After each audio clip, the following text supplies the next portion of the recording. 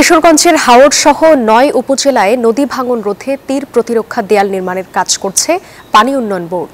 ফলে ভাঙনের কবল থেকে রক্ষা পাবে প্রায় ২ যুগেরও বেশি সময় ধরে ভাঙন কবলিত জনপদ নিকলী উপজেলার ছাতিরচর গ্রাম। নির্ধারিত সময়েই প্রকল্পের কাজ শেষ হবে বলে জানিয়েছে পানি উন্নয়ন বোর্ড।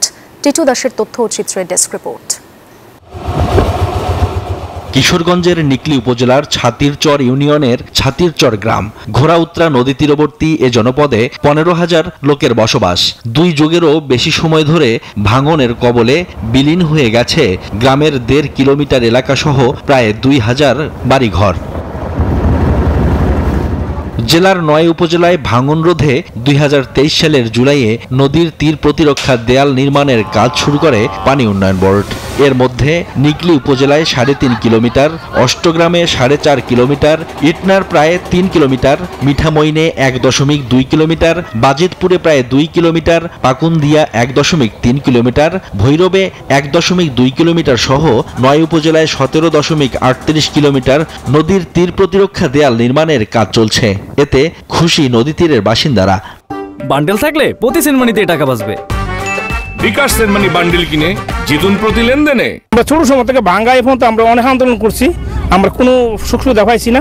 এবছর বিনির্মাণ হয়েছে, আমাদের অনেক সুবিধা হয়েছে। এই বাঁধ হওয়াতে আমাদের গ্রামের মানুষ মানে পাকা বাড়ি নির্মাণ করতে সাহস পাচ্ছে।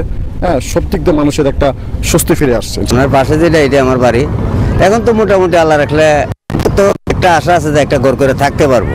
নির্ধারিত সময়ের মধ্যেই কাজ শেষ হবে বলে আশা করছে পানি উন্নয়ন বোর্ড। এই প্রকল্পের মেয়াদ শেষ হবে আগামী ডিসেম্বর ২০২৬ খ্রিস্টাব্দে। তো ইতিমধ্যেই আমাদের অগ্রগতি প্রায় ৬৫%। আগামী শুষ্ক মৌসুম শুরু হওয়ার সঙ্গে সঙ্গেই আমাদের এই কার্যক্রম আবার শুরু হবে এবং আশা করা যায় আমরা নির্ধারিত সময়ের মধ্যেই আমরা অবশিষ্ট কাজ সমাপ্ত করতে পারব। ৬৫১ কোটি টাকা ব্যয়ে প্রকল্পটির কাজ শেষ হওয়ার কথা রয়েছে ২০২৬ সালের ডিসেম্বরে। ইতিমধ্যে ৬৫% কাজ শেষ হয়েছে। Desk report, news 24।